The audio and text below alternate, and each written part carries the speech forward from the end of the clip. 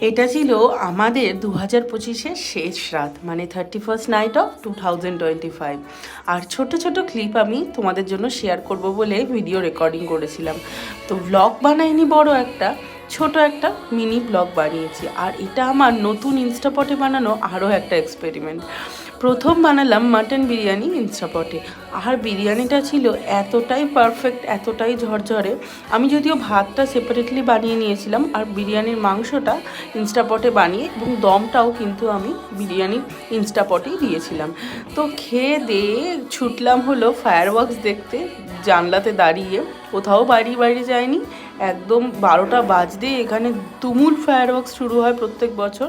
অনেক বছর যাই এদিক ওদিক বাইরে, বাট এবার আমরা কোথাও যাইনি। ঈশান খুবই ছোট, ও কিন্তু খুব এনজয় করছিল। হ্যাপি নিউ ইয়ার তোমাদের সবাইকে। আশা করছি তোমাদের নতুন বছর খুব ভালো কাটছে। আর পুরনো